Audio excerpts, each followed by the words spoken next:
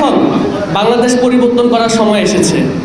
আমাদের সম্মানিত ভারপ্রাপ্ত চেয়ারম্যান জনাব তারেক রহমানের নেতৃত্বে আমরা শেখ হাসিনার তৈরি করে যাওয়া সেই ফ্যাসিস্ট শাসন ব্যবস্থা আমরা চিরতরে বিলুপ্ত করব।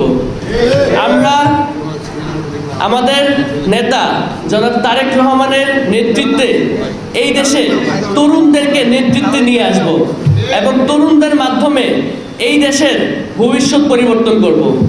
আমরা বিভিন্ন উন্নত দেশে দেখি তরুণরা নেতৃত্বে আসছে এবং দেশের পরিচালনার জন্য রাজনীতিতে যুক্ত হয়ে দেশকে এফেক্টিভভাবে সহযোগিতা করছে। এই কাজটি আমাদের বাংলাদেশেও এখন শুরু হয়ে গিয়েছে জনাব তারেক রহমানের নেতৃত্বে। তিনি তরুণ নেতৃত্বকে আস্তে আস্তে সামনের দিকে নিয়ে আসছে এবং কিভাবে তরুণ নেতৃত্বের ধারা বাংলাদেশ রাজনীতিকে পরিবর্তন করা যায় এবং দেশের ভবিষ্যৎ আরও সুন্দর করা যায় তার এই ব্যাপারে বিশাল কর্ম পরিকল্পনা রয়েছে। তিনি যদি তার লক্ষ্যে অটুট থাকতে পারে, তিনি যদি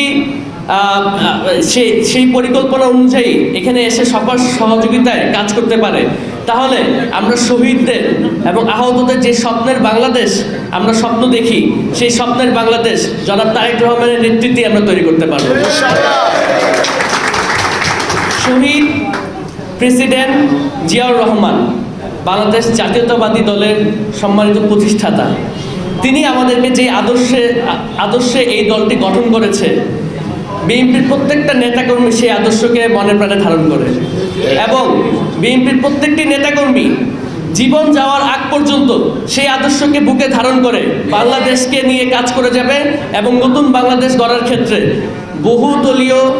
বহুদলীয় গণতান্ত্রিক বাংলাদেশ গড়ার ক্ষেত্রে সবাই একসাথে মিলেমিশে কাজ করবে।